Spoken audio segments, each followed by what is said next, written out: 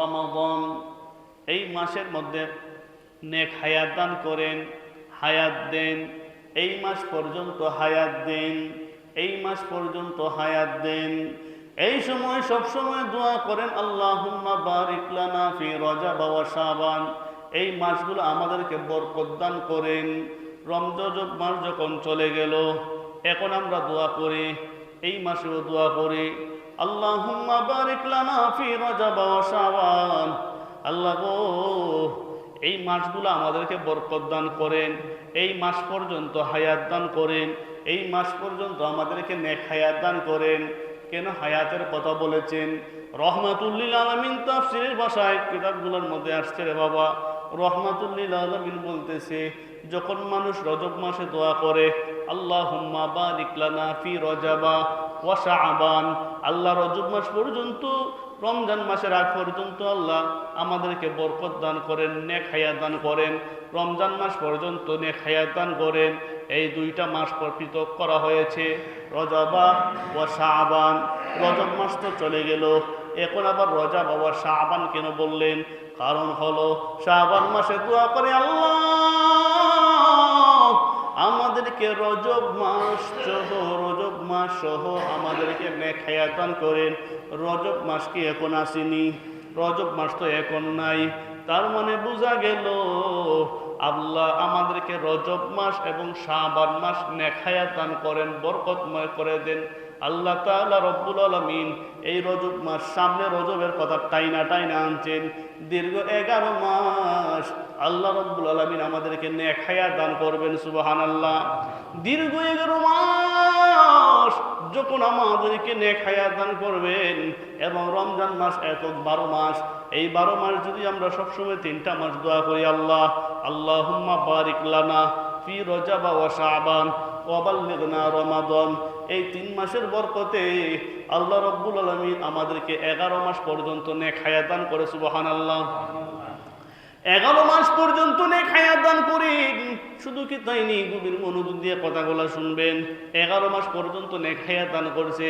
তার ভিতরে যদি কোনো মানুষ মারা যায়, 11 মাসের ভিতরে মানুষ মরতে পারে না নি, যদি কোনো মানুষ মারা যায় তাহলে কয়টা সওয়াব পাবে দেখেন।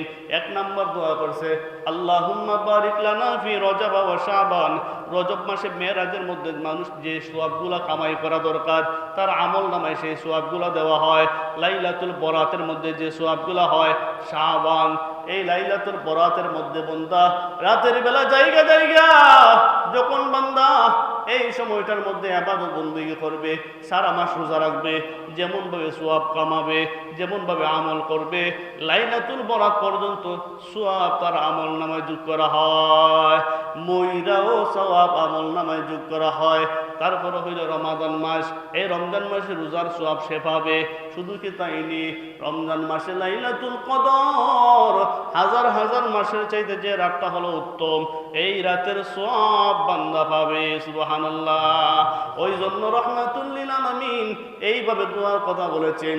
সাহাবায়ে কেরাম জিজ্ঞাসা করতেন, ইয়া রাসূলুল্লাহ, এই লাইলাতুল রমাদান, লাইলাতুল কদর, লাইলাতুল বরাত, মেরাজ, এইগুলোর মধ্যে অত বরকত, কিন্তু রমজান মাসের মধ্যখানে, রমজান মাসের আগে এবং লাইলাতুল মেরাজ মাসের পরে, রজব মাসের পরে মধ্যস্থলে যে সময়টা, এই সময়টার মধ্যে মানুষ অলসতা বেশি করে।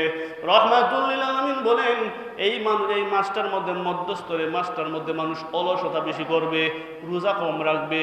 ওই জন্য আমি রহমাতুল লিল আলামিন এই মাসের মধ্যে সবচাইতে বেশি রোজা রাখছি। আল্লাহ রাব্বুল আলামিন রহমাতুল লিল আলামিন কিছু না বানাইতেন, কিছু বানাইতেন না, কিছু সৃষ্টি করতেন না। এই রহমাতুল লিল আলামিন সবসময় 3টা রোজা কোনোদিন বাদ দিতেন না। উম্মতদেরকে বলছেন, যদি তোমরা পারো 3টা রোজা প্রতি মাসে রাখবা, 3টা রোজা রাখবা।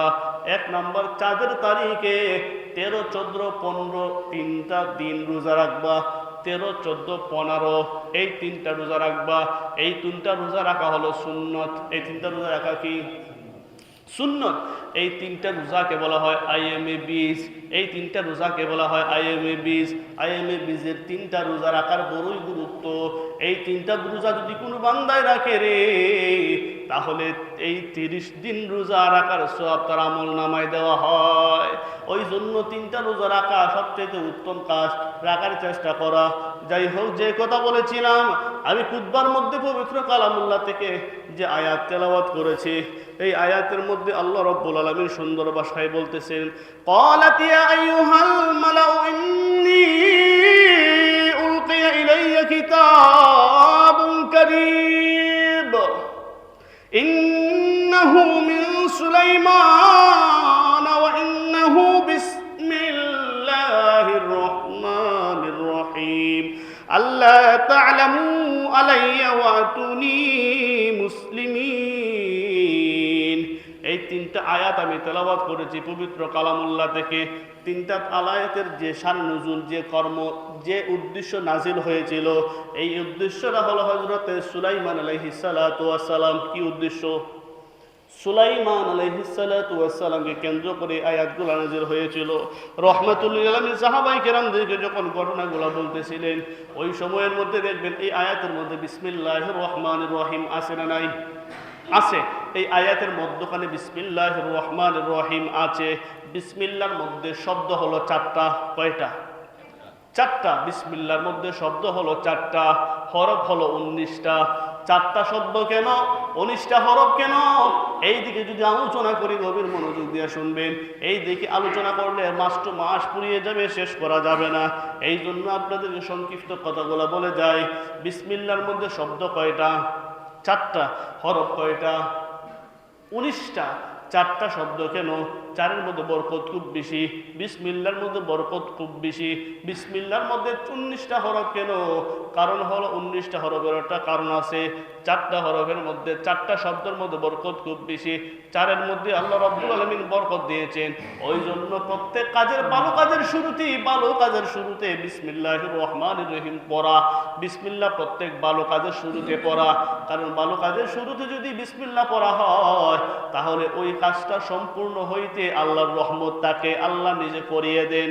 ওই জন্য বিসমিল্লাহ সবসময় ভালো কাজের মধ্যে পড়া। সুলাইমান আলাইহিস সালাতু ওয়াস সালামের ঘটনা বলছিলাম। সুলাইমান আলাইহিস সালাতু ওয়াস সালাম দুনিয়া থেকে, মাটির জমিন থেকে 11 মাইল উপর দিকে সিংহাসন নিয়ে উড়ে উড়ে যায়।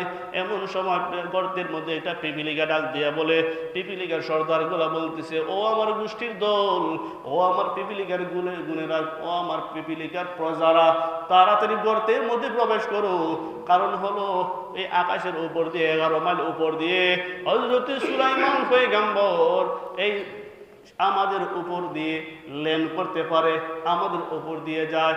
যদি আমাদের উপরে এই সিংহাসন বহন করে, আমরা সবাই মারা যাব। তাড়াতাড়ি গর্তের মধ্যে ঢুকো। সুলাইমান আলাইহিস সালাতু ওয়াস সালাম ওই পিপিলিকার শব্দ শুনে ফেলছেন। সুবহানাল্লাহ। কত মাইল উপরে? 11 মাইল উপর থেকে পিপিলিকার আওয়াজ শুনতেন। কেমন ক্ষমতা আল্লাহ দান করলেন! যে কথা বলেছিলাম, সুলাইমান আলাইহিস সালাতু ওয়াস সালাম 4-এর মধ্যে বিসমিল্লাহর মধ্যে বরকত খুব বেশি। কেন 4টা শব্দ আনলেন? 4-এর মধ্যে বরকত বেশি কারণ হলো আসমানি ফেরেশতা, প্রধান ফেরেশতা কয়জন? 4 জন। আসমানি প্রধান ফেরেশতা 4 জন। আজরাইল, জিব্রাইল, মিকাইল, ইসরাফিল 4 জন ফেরেশতা আল্লাহ নিযুক্ত করলেন। প্রধান নবী কয়জন? 4 জন। কয়জন? 4 জন। প্রধান সাহাবী কয়জন? 4 জন। প্রধান সাহাবী হলো 4 জন। প্রধান ইমাম কয়জন? 4 জন। প্রধান ইমাম 4 জন। প্রধান ইমাম হলো 4 জন। আমরা কয় তরিকা নিয়ে চলি? 4 তরিকায় চলি। 4-এর মধ্যে বরকত। পৃথিবী রাজত্ব করেছে আবার 4 জন। পৃথিবী রাজত্ব কতজন করেছেন? 4 জন। 2 জন ইহুদি, 2 জন মুসলমান। 2 জন ইহুদি, 2 জন মুসলমান। 2 জন ইহুদি যারা ছিল, একজনের নাম হলো বক্তে নসর। একজনের নাম কি? বক্তে নসর। একজনের নাম হলো বক্তে নসর, আরেকজনের নাম হলো নমরুদ। আরেকজনের নাম কি? নমরুদ, দুইজন মুসলমান, একজনের নাম হলো হযরত সুলাইমান আলাইহিস সালাতু ওয়াস সালাম। এই সুলাইমান পয়গম্বর সারা পৃথিবী রাজত্ব করেছেন। আরেকজন নাম হলো বাদশাহ জুলকারনাইন। সূরা কাহাফের মধ্যে বাদশাহ জুলকারনাইনের ঘটনা আসছে। ওই বাদশাহ জুলকারনাইন সারা পৃথিবী রাজত্ব করেছেন। হযরত সুলাইমান আলাইহিস সালাতু ওয়াস সালাম সারা পৃথিবী রাজত্ব করেছেন, সারা পৃথিবীর বাদশাহ ছিলেন। ওই সুলাইমান আলাইহিস সালাতু ওয়াস সালাম কেমন জ্ঞান আল্লাহ তাদেরকে দান করলেন। সুলাইমান নবীকে আপনি আল্লাহ রাব্বুল আলামিন বলতেছে, সুলাইমান তোমাকে দুইটা জিনিস দিতে চাই। কয়টা জিনিস? দুইটার মধ্যে একটা নিতে হবে, একটা বাদ দিতে হবে। বলেন কি কি? আল্লাহ রাব্বুল আলামিন বলে, একটা হলো ইসলামের জ্ঞান, দ্বীনি জ্ঞান, ইলম। একটা হলো ইলম, আর একটা হলো দুনিয়ার সম্পদ। পৃথিবীর মধ্যে যত সম্পদ, সব সম্পদের মালিক আমি তোমাকে বানিয়ে দিব ও সুলাইমান। আর একটা হলো জ্ঞান। এই পৃথিবীর মধ্যে তুমি হবে নাম্বার 1 জ্ঞানী এই জমানার মধ্যে। এই জমানার মধ্যে তোমার যদি জ্ঞানী কেউ থাকবে না। তুমি পশু পাখি দিয়ে শুরু করি যত জাতের প্রাণী পৃথিবীর জগতে আছে, সবার ভাষা তুমি বুঝতে পারবে। তুমি কি এই জ্ঞান নিতে চাও? সুলাইমান আলাইহিস সালাতু ওয়াস সালাম ডাক দিয়া বলে, আল্লাহ আমার সম্পদের প্রয়োজন নাই, আল্লাহ আমাকে ইলম দান করেন, যে ইলম দ্বারা আমি সবার উপকার করতে পারবো। সুলাইমান আলাইহিস সালাতু ওয়াস সালামের এমন কথা শুনে আল্লাহ রাব্বুল আলামিন ও সুলাইমান আলাইহিস সালাতু ওয়াস সালামকে ইলমের পাশাপাশি সম্পদ বোনাস দিয়েছেন, বোনাস। সুলাইমান আলাইহিস সালাতু ওয়াস সালাম 11 মাইল উপর দিকে যখন রওনা, ওই সময় সফর করতেছেন, এমন সময় গর্তের পিপিলিকা বলে, তাড়াতাড়ি ঢুকো, না হলে সুলাইমান নবীর সিংহাসনের বাতাসে আমরা সবাই মারা যাব। এই কথা বলার পরে সুলাইমান আলাইহিস সালাতু ওয়াস সালাম ওই জায়গার মধ্যে পিপিলিকার কথা শুনে জায়গার মধ্যে ল্যান্ড করলেন। জায়গার মধ্যে বলে, সিংহাসন আর সামনে বাড়াইও না, এই জায়গার মধ্যে থামো। এই জায়গার মধ্যে যখন সিংহাসন নামলেন, নামার পরে সিংহাসন যখন নামলেন, সুলাইমান আলাইহিস সালাতু ওয়াস সালামের দুইটা প্রাণী ছিল। জিন জাতি তো আছে, আবার দুইটা প্রাণী ছিল। একটা প্রাণী হলো পাখি, হুদহুদ পাখি, আরেকটা পাখির নাম হলো ঈগল পাখি। ঈগল পাখি তো আমরা সবাই দেখি, কিন্তু হুদহুদ তো সবাই খুব কম দেখা যায়, কিন্তু ঈগল তো আমরা সবাই দেখি। ঈগল হলো বার্তাবাহক, সংবাদদাতা। ঈগল হলো খবরদাতা। 2 নাম্বার, হুদহুদ হলো মাটির গ্রাম শুনে বলে যে এই জায়গার মধ্যে পানি আছে, অজুর পানি কুড়ার জন্য হুদহুদকে রাখছেন। এই সময় যখন ধ্যান করলেন, কিছু সময় পরে হুদহুদ এই জায়গা থেকে কোথায় জানি চলে গেছে। ওই সময় হযরত সুলাইমান আলাইহিস সালাতু ওয়াস সালাম উযুর সময় হয়েছে, নামাজ পড়বেন। এমন সময় হুদহুদের কবর নাই, কোন জায়গায় পানি আছে হুদহুদ গ্রাম শুনে বলে দিত এই জায়গায় পানি। হুদহুদ গ্রাম শুনে নাক দিয়া মাটির মধ্যে লাগাইয়া বলতো এই জায়গায় পানি আছে, এই জায়গায় খুব সহজেই পানি পাওয়া যাবে, একটা আছে। জিন জাতিরা পানি উঠাইয়া দিত। হযরত সুলাইমান আলাইহিস সালাতু ওয়াস সালাম উযু বানাইতেন। যখন হযরত সুলাইমান আলাইহিস সালাতু ওয়াস সালাম হুদহুদকে ডাকছে, হুদহুদ কই? ওই সময় ঈগল বলে হুদহুদের খবর নাই, কোথায় জানি চলে গেছে। সুলাইমান আলাইহিস সালাতু ওয়াস সালাম মাথা গরম, হুদহুদের খবর। হুদহুদ গেল কই? এই হুদহুদ আমার হুকুম ছাড়া, আমার অর্ডার ছাড়া, আমাকে না বইলা সে কোথায় চলে গেল? আজকে হুদহুদের খবর আছে। হুদহুদ চলে গেল। কিছুক্ষণ পরে আবার দেখা যায় হুদহুদ আসতেছে, উড়ে উড়ে আসে। এমন সময় ঈগল দৌড়ায় সামনে গেছে, হুদহুদ তোমার তো খবর আছে। চোখ রাঙ্গাইছে। কি রাঙ্গাইছে? চোখ বড় বড় করে রাঙ্গাইছে। রাঙ্গাইয়া বলে আজকে তোর খবর আছে। বলে কি খবর? আজকে তোমার খবর আছে, ফিডা একটাও মাটিতে পড়বে না। হুদহুদ ডাক দিয়া বলে, ঈগল বিচার হবে সুলাইমান নবীর কাছে, তুমি বড় বড় চোখ করে তাকাও কেন? তুমি কে? বলে আরে তুমি আমাকে বুঝো নাই? আমি বড় বড় চোখ করে তাকাইছি, এটা হলো দুনিয়ার রীতিনীতি, এটা হলো দুনিয়ার শিক্ষা। দেখি সেই শিক্ষা, দুনিয়ার শিক্ষা। বিচার করবে যে, তার আগে যে প্রধান আছে, যার আগে কার্যকলাপ যারা করে তারা কিন্তু চোখ রাঙ্গায়। বিচার হবে আদালতে, পুলিশে ধরলে পরে কিছু সাইজ করে নেয় না, বিচার তো হবে জায়গায়, তার আগে পুলিশে আজকে উত্তম মাধ্যম দিয়া দেয়। এটা হলো দুনিয়ার রীতিনীতি। বিচার তো তোমার ওই জায়গায় হবে, কিন্তু এই জায়গায় সব রাঙ্গাইছে কে? ইগল চোখ রাঙ্গায় বলতেছে আজকে তোমার খবর আছে। যে আমার খবর যে আসে শুধু কি খবরের কথাই বলছে, নাকি কিছু সার দিয়ে কিছু কিন্তু লাগাইছে, বা কিন্তু একটা বলছে কি কথা? এই কথাটা হলো যদি উপযুক্ত কোনো কারণ দেখাইতে পারে তাহলে তাকে সার দেওয়া হবে। উপযুক্ত যদি কোনো কারণ দেখাইতে পারে তাহলে কি দেওয়া হবে? সার দেওয়া হবে। হুদহুদ চলে গেল। সুলাইমান আলাইহিস সালাম হুদহুদকে দেখে কাছে নিলেন। নেওয়ার পরে কানের মধ্যে ধরছেন। হুদহুদের কানের মধ্যে দইরা মুসরা দিছে, তুমি গেছলা কই সুলাইমান? এমন একটা কবর নিয়ে আসছি যে কবর তোমার কাছেও নাই। এমন কবর নিয়ে আসছি যে কবর তুমি সুলাইমান আমাদের মালিকেরও নাই, একমাত্র আমি কবরটা এখন দেখছি, তুমি সুলাইমানের ধারণা নাই। সুলাইমান আলাইহিস সালাম বললেন কি কবর? বলে কবরটা হলো অল পৃথিবী আপনি রাজত্ব করেন, বাদশাহ আপনি, অল পৃথিবীর রাজত্বের ক্ষমতা আল্লাহ তো আপনাকে দান করছেন, আপনি অল পৃথিবী চালান। কিন্তু এমন একটা জায়গা আছে যে জায়গার মধ্যে রাজত্ব করে একজন যুবতী মহিলা, একজন মেয়ে রাজত্ব করে, বিডি মানুষ রাজত্ব করে, তা তো আমার জানা নাই। বিষয় কি? ওই মহিলা যেমন ভাবে সুন্দরী, তেমন ভাবে বুদ্ধিমতী, গুণের অভাব নাই, সে হলো বিশাল গুণের অধিকারী। সে সূর্যের পূজা করে, চন্দ্রের পূজা করে, আমাদের ইসলাম ধর্ম মানে না। সে ইসলাম ধর্ম কি সে জানি না।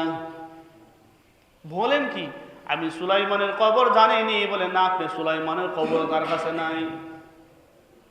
হুদহুদ তুমি যা বলতেছো তা যদি সঠিক হয় তাহলে আমি একটা চিঠি লেখা দেই, এই চিঠিটা তুমি তার কাছে পৌঁছাইয়া দাও। কি দাও? চিঠিটা তার কাছে পৌঁছাইয়া দাও। হুদহুদ চিঠি নিয়ে চলে গেছে। যাওয়ার পরে ওই জায়গার মধ্যে যে মেয়ে মানুষ মহিলা, তার বাড়ির কাছে গেছে। তার নাম হলো বিলকিস, সে হলো ওই রাজত্বের রানী, সে হলো রানী বিলকিস। এই জায়গার মধ্যে গেলেন, যাওয়ার পরে রানী বিলকিস যে জায়গার মধ্যে ঘুমাইছেন, যখন সকাল সূর্য উদয় হয় তখন এই প্রাসাদের মধ্যে একটা ছিদ্র আছে, এই ছিদ্র দিয়ে রানী বিলকিসের চেহারার মধ্যে একটা আলো লাগে। আলো চেহারার মধ্যে যখন আলো পড়ে, রানী বিলকিস ঘুম থেকে ওইটা এই আলোর পূজা করে। কি করে? আলোর, সূর্যের পূজা করে। ওই সময় হুদহুদ গিয়া রানী বিলকিসের যে প্রাসাদের মধ্যে ছিদ্রটা আছে, ছিদ্রটার ডানা দিয়ে ডাইকা দিয়েছে। যখন ডানা দিয়ে ডাইকা দিয়েছে, আলো মুখের মধ্যে লাগবনি, আলো তো বন্ধ, সূর্য ওইটা উপরে উঠে গেছে। রানী বিলকিস ঘুমায়। এমন সময় ঘুম ভাঙছে, ঘুম ভাঙার পরে তো খবর। রানী বিলকিস বলে আজকে সূর্য এত উপরে উঠছে কিন্তু আলো আমার চেহারার মধ্যে লাগে না, আমি ঘুম থেকে উঠে নাই, পূজাও আমার দেওয়া হয় নাই, বিষয় কি? ওই সময় পাখিটা এই সমস্ত জিনিস সবকিছু দেখতেছে। দেখার পরে ওই দিয়ে একটা চিঠি টুরির মধ্যে করে রানী বিলকিসের কাছে আনছে। আনার পরে একটা বৈঠকের মধ্যে বসছে। পাখিটা চিঠিটা ডিল দিয়া ফালাইয়া দিছে। রানী বিলকিসের কুশের মধ্যে এসে পড়ছে, উড়োর মধ্যে পড়ছে। চিঠিটা উল্টাইছে।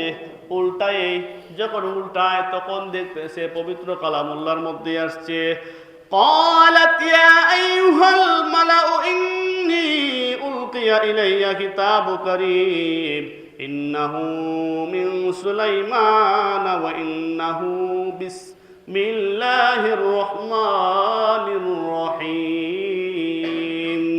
এই চিঠির মধ্যে বলতে বলতেছে ইন্নাহু মিন সুলাইমান ওয়া ইন্নাহু বিসমিল্লাহির রহমানির রহিম। এই চিঠিটা আসছে সুলাইমান নবীর পক্ষ থেকে। কার পক্ষ থেকে? সুলাইমান নবীর পক্ষ থেকে। চিঠির মধ্যে লেখা বিসমিল্লাহির রহমানির রহিম, করুণাময় আল্লাহর নামে শুরু করতেছে। চিঠি লেখার যখন শুরু করলেন, তারপরে আবার পবিত্র কালামুল্লাহর মধ্যে আসছেন, আল্লাহ তা'লামু আলাইয়া ওয়াতুনি মুসলিমিন। ও রানী বিলকিস, ও রানী বিলকিস, তাড়াতাড়ি ইসলাম গ্রহণ করো, তাড়াতাড়ি ইসলাম গ্রহণ করো, আমার কাছে চলে আসো। তোমাকে আমি ওয়াদার করতেছি, ওয়াদার, তুমি ইসলাম নিয়ে তাড়াতাড়ি আমার কাছে চলে আসো। আর যদি তাড়াতাড়ি আমার কাছে না আসো, সরাসরি তোমার সঙ্গে যুদ্ধের ঘোষণা। কিসের ঘোষণা? যুদ্ধের ঘোষণা। সুলাইমান আলাইহিস সালাতু ওয়াস সালাম যখন ডাইরেক্ট বললেন, রানী বিলকিস তুমি তাড়াতাড়ি আমার কাছে আত্মসমর্পণ করো, যদি আত্মসমর্পণ না করো তোমার সঙ্গে ডাইরেক্ট যুদ্ধের ঘোষণা। এই কথা যখন বললেন, রানী বিলকিস তত্তর করে কাঁপতেছেন। সব দলেরা বলতেছে, ও আমাদের রানী বিলকিস, আপনি এইভাবে কাঁপতেছেন, বিষয়টা কি জানতে চাই। রানী বিলকিস ডাক দিয়া বলে, চিঠিটাতে দিছে, এমনিতেই দেয় নাই, মানুষের দ্বারা দেয় নাই, কোনো জিন জাতির দ্বারা দেয় নাই, সে পাখির দ্বারা দিয়েছে। বোঝা গেল পাখিরাও তার নিয়ন্ত্রণে। পাখিরাও কি তার? সাধারণ কোনো মানুষ হতে পারে না, সে কোনো সাধারণ কোনো লোক হইতে পারে না। অতএব তার কাছে যাওয়াটা খুব জরুরি। তার কাছে যাওয়াটা কি জরুরি? রানী বিলকিস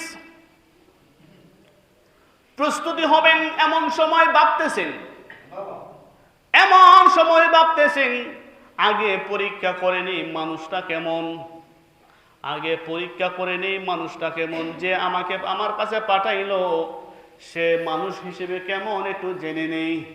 সে কি মানুষ নাকি জিন জাতি, নাকি সে লোভী না নির্লোভী। যদি হয় লোভী, তাহলে আমরা তাকে আক্রমণ করতে পারবো। যদি বীর নবী হয়, লোভী না হয়, তাহলে আক্রমণ করে কোনো ফায়দা হবে না। সুলাইমান আলাইহিস সালাতু ওয়াস সালামের কাছে কিছু পাত্র দিয়ে পাঠাইছেন, গ্লাস, প্লেট, ফুলদানি, বিভিন্ন জিনিস দিয়ে পাঠাইলেন। এইগুলা সব ছিল স্বর্ণের, সব ছিল রূপর। এইগুলা দিয়ে যখন পাঠাইলেন, পাঠানোর পরে সুলাইমান আলাইহিস সালাতু ওয়াস সালামের কাছে একটা বার্তাবাহক আছে কিনা?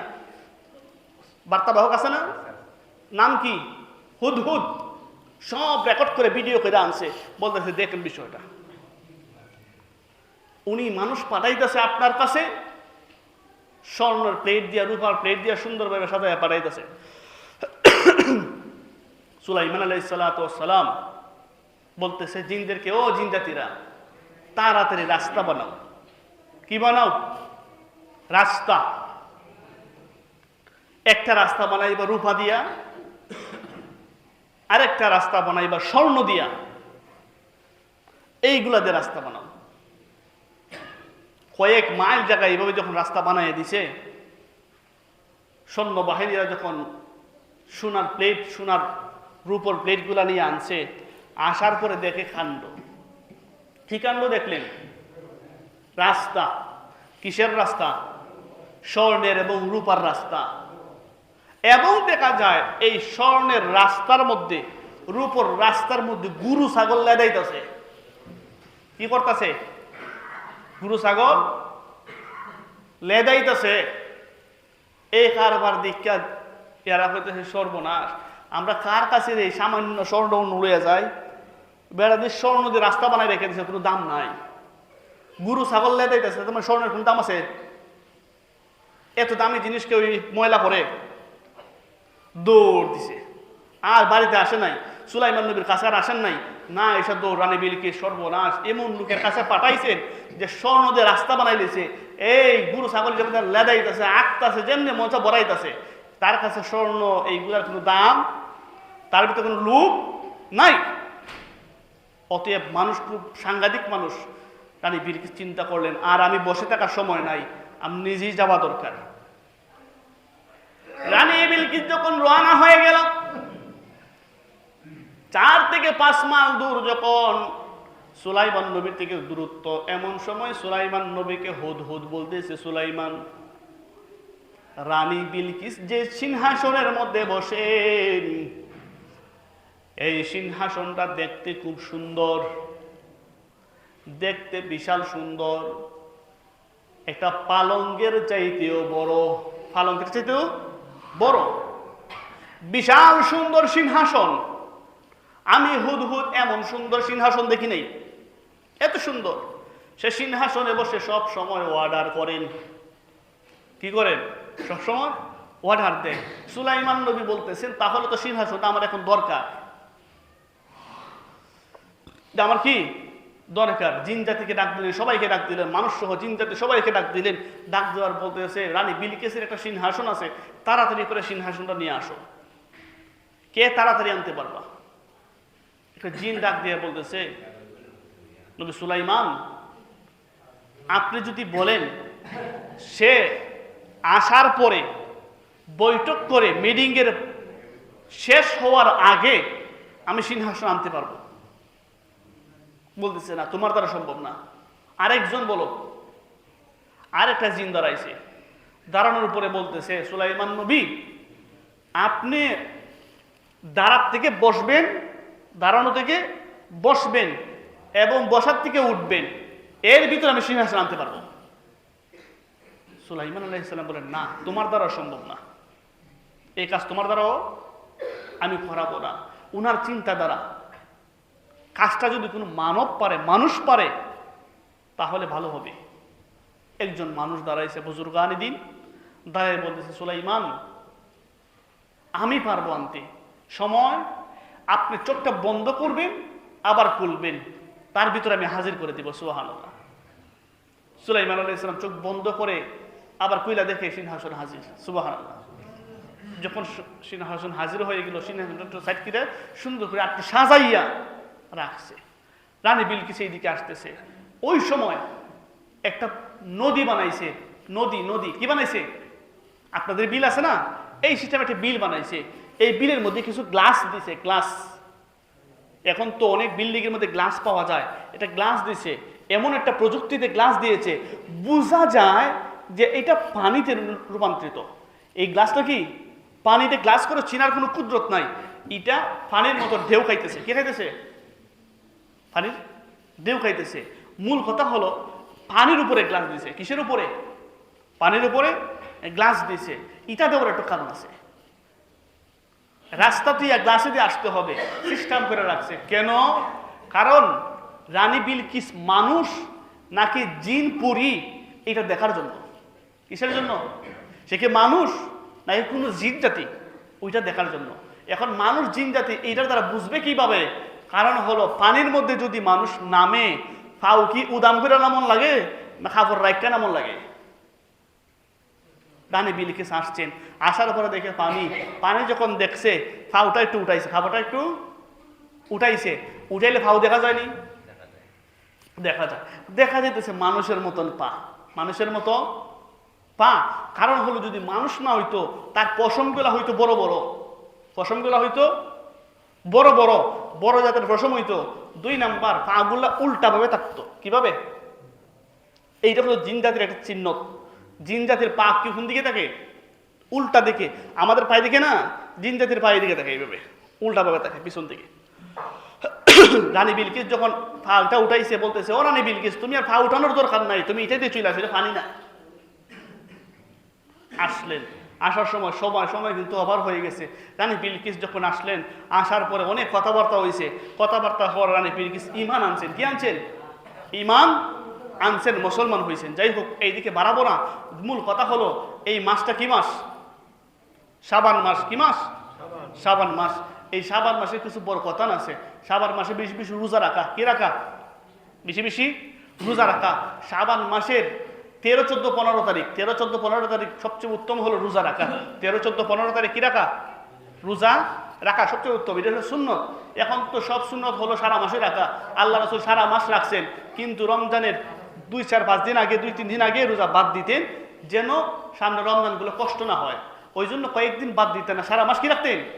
রোজা রাখতেন। আর 13, 14, 15 তারিখ 3 দিন রোজা রাখা হলো আইএমএ বীজের রোজা। এই রোজাগুলো অনেক উত্তম। প্রত্যেক চন্দ্রের 13 তারিখ, 13, 14, 15 প্রত্যেক মাসের চন্দ্র মাসের 13, 14, 15 তারিখ আল্লাহ রসুল রোজা